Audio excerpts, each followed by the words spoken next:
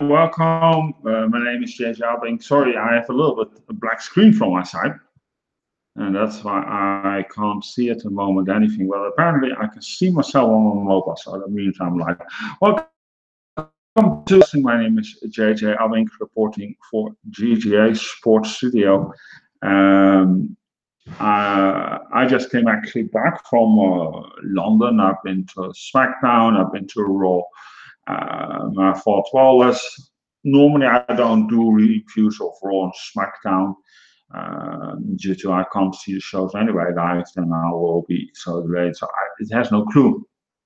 Um, anyway, I'm back and I thought, well, let's pick up the camera and start and run with this. Um, I think it was an entertaining show. It was funny also once actually to see Raw and SmackDown that was meant for television. I've been to house shows, I've been to WrestleMania. So WrestleMania, yes, there I got the TV experience, but it's a little bit different. This is the first time I actually went on to see a Raw taping and a SmackDown taping. It's actually different. And the funniest part, because I already now seen Raw SmackDown on camera, and anyway, the experience is very different. And the funny part is you see a lot more than you see actually on television. Also, matches come over differently. I'll take, for example, do a six-woman tag team match at Raw. The Riot Squad against Amber Moon, Sasha, and Natalia. If you saw the match live, you will fall asleep. There was just standing here from, okay, hit me, punch me, come on. And actually on camera, it looked actually great. It felt like they were really into it. It felt it had karma and everything. So that is actually kind of funny that they were willing to go this distance, and cameras sometimes can trust me if you before you definitely fall asleep. It was also falling asleep also. If you noticed, you could. What I also noticed is that when Roman Reigns entered the arena, that they turned the sound down. The hatred the hatred what we experience in the arena. And it's funny, and my colleague wrote something on Facebook, and then he got very attacked by some Roman Reigns fans who never watch wrestling. That's obvious. Then they say they care about him. Well, okay, let's say if we do, right? Because we boo him. I can understand where it's coming from, but trust me, if there's coming speeches like things like "go kill yourself," I see that as pure hatred. But that is problem. These Roman Reigns fans, we have noticed they don't watch wrestling. None of them do, because they don't even notice things. And it's not because, yes, I probably will get comments I'm a hater or something. No, I don't hate at all. It's just what you experience, and that is the thing.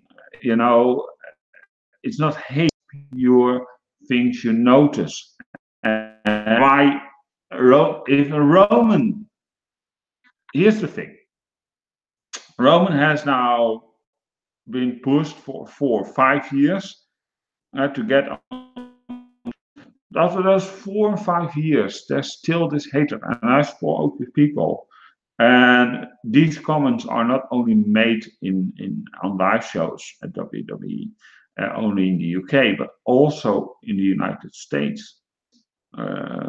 also other European countries, over 4 or 5 years, then trust me, it is not working. And I hate to say it, but if I was Vince, I should reconsider this move because he must also start slowly to figure out it is not working. And if an audience is chanting there, well, go kill yourself and get the fuck out and all that kind of because that was pure hatred. And then you probably say, yeah, they didn't see that. Well, trust me, I was sitting, these work. And that's the thing. I think it was also a smart move that WWE didn't put on television match from Roman Reigns in London because trust me, he got the 6-man tag match, right? The hidden dark match. And people walked out. Again, people walked out of the arena. Where we were seeing Sunday, and we also finally walked out. Half the seats were empty. And then you say, yeah, it's probably the whole show. No, it's not the whole show because the show was actually good. I enjoyed myself. The funny part is, there also was a sketch, and we could see it on the screen, right? With when Jinder Mahal was pushed through the wall. That was obvious. That was cartoon boxes. That was easy to see. And you could see there was a corridor when he was falling in. The funny part, what you probably didn't see in television, is that what we saw is on the side of the walls, where the walls were, or on top and stuff, there were standing signs from standing in here to the down here to the toilet. Technically, well, you could say technically Roman jumped into where his career is going if WWE is going on like this. We also noticed that at the stands, because we bought some merch film, not much of Roman was sold either. So what was over was Rusev Day was very over. Braun was very over. That was sold a lot, but also in the stadium. Actually, when Braun came out, that was loud and that was enjoyable. That was fun. Same for Finn Balor. He was very over. So that was very enjoying, and we really liked it what we saw. Same for SmackDown. Daniel Bryan was very over, was very loud, and it was fun. We enjoyed we actually were look down on that he didn't have a match because I really was looking forward to see him wrestle against AJ Styles. And yes, that match has been now on. It's the third match, and we're going to get a fourth match. But I must say, the team match also especially like to see. It told a good story, and it for me, it shows to me it was like that there was interest in the match.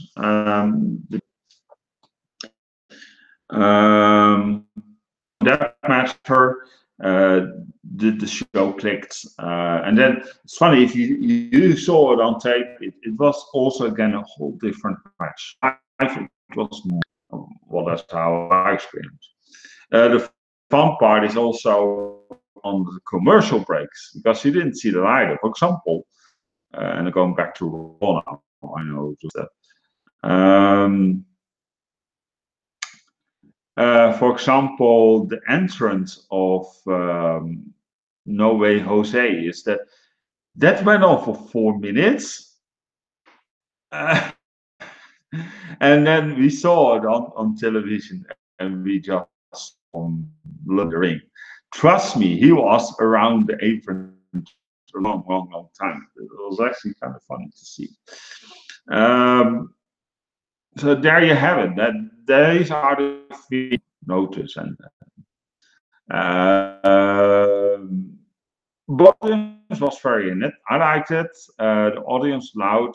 They had their reasons to say, and yeah.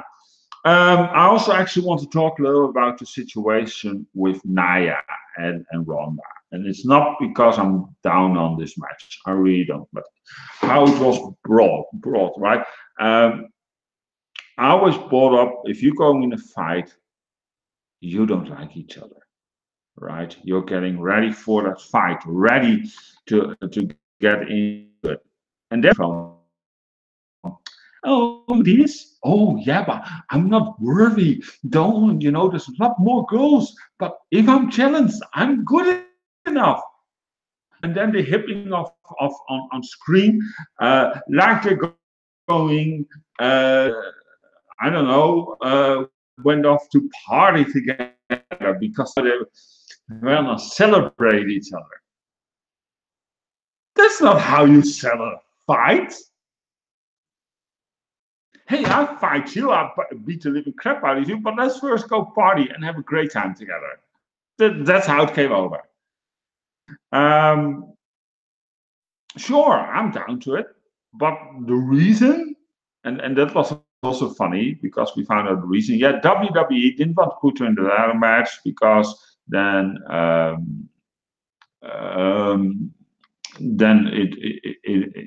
danger of getting hurt. And secondly, we didn't want to put in the qualification match because then she maybe has to lose. That's not a good idea. Well, that's obvious, especially if you're building towards Ronda Rousey versus Charlotte for WrestleMania 35 was rumored. So I two very strong, and that's very obvious. So my point is that that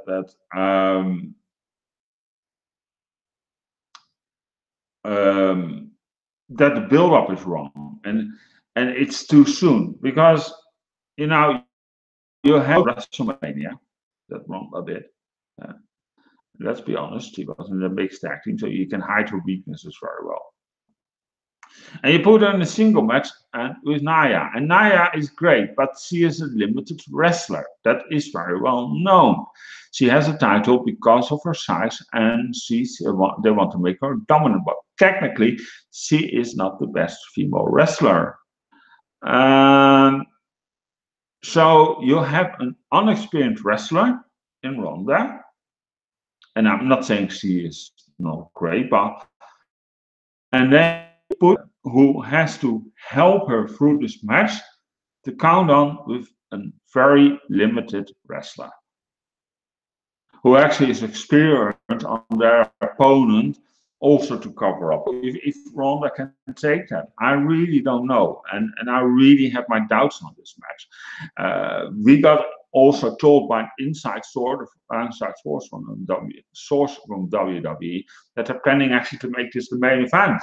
Well, that is going to be serious funny. So how can they actually cover this up? Well, there's a few wrestlers who have the technique actually can go. And that is Natalia. But Natalia is at the moment a very the good friends and doing that routine. Probably downtown I suspect they are going to have a match. And that is actually a match that Natalia, I think she can carry the match and that people get over with her. So that is more an experienced opponent, but it's coming too soon to have that feud. Storyline basis. So what you need to do is that if you want to show and if you want to tell a good story, maybe is to get the female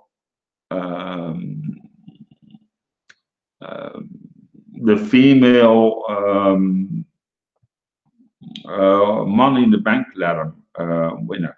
Now that can be, of course, and then they're teaming up. But then, Natalia takes a sneak win and wins the title, and then you can build it up towards sort of aggregate, and then you can slow the.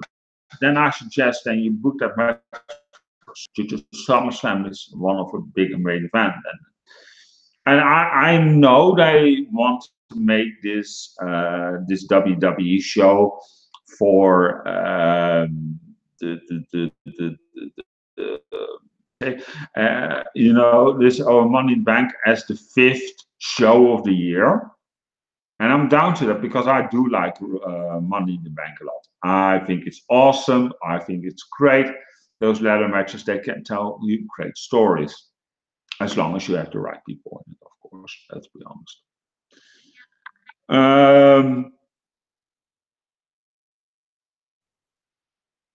And I'm thinking a little bit now. So what opponents could win in the Bank ladder match in this match? Well, definitely Alexa Bliss. She's still in the match. Natalia hasn't qualified, so it's maybe a good idea to let her go in the match. But the problem here is with Natalia is one thing. That could be a very heelish move. Natalia is a baby face. And that is the thing.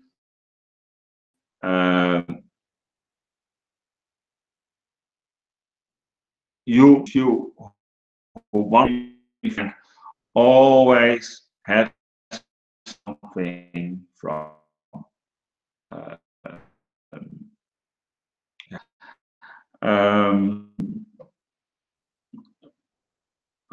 pre-announce it. Remember Rob Van Dam or John Cena. The heel always clashing. I think CM Punk did it, but CM Punk actually turned directly heel after. So it doesn't really. You have to have a real female wrestler. So I think it could be easily. I don't see Charlotte because then it's really coming too soon, that feud, these two. So you have to say the match. Alexa is actually the best way. And let that then be a feud, and that Alexa wins the title again, and then you can build that a little bit feud up, and then finally on SummerSlam get Ronda, builds her up, because that's the problem nowadays in WWE. We're not building up these superstars. Also with Bobby Lashley, he just came in, and everybody's screaming, "Oh, he has to fight Brock Lesnar." No, wait with that. Build him up. Give him some first opponents, and that's good at giving him Sami Zayn, because then you can build him up. Give him a few opponents, and let him maybe at I don't know, Survivor Series go for the title, something like that. Then you can slowly build him up. It's the same with Ronda Rousey. I understand you want to put the title on Ronda Rousey, but don't directly pull the trigger yet. Make her first a dominant belief challenger, because otherwise you're getting the same situation as with Jinder Mahal. That was from going with jobbers. He got in that that qualification match and got a shot and directly won the title. I'm not saying that Ronda is Ginger.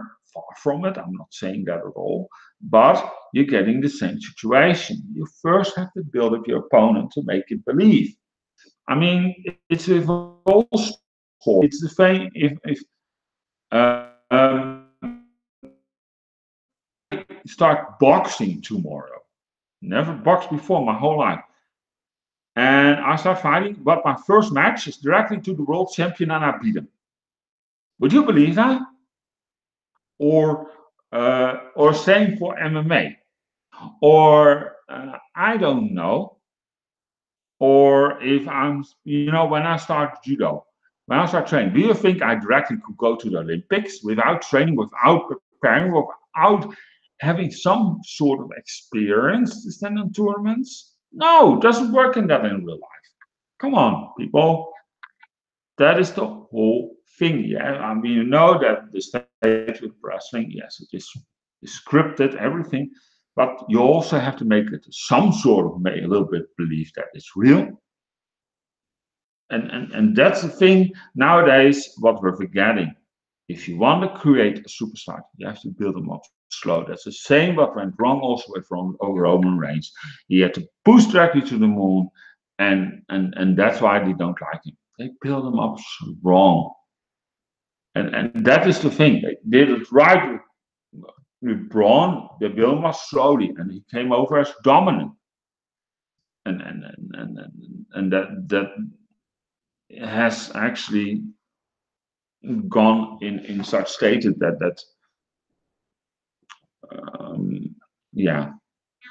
Anyway, that's actually my computer itself hanging, so that is going to be funny. I have no clue what to do, but apparently I'm still taping. I can see. Anyway, thank you so much for watching. My name is JJ Abing. Thank you so much and I'll be back soon with another episode of Rumblin Wrestling. Otherwise, also don't forget to watch our and hope you see you soon. Take care, everybody. See you soon. Bye.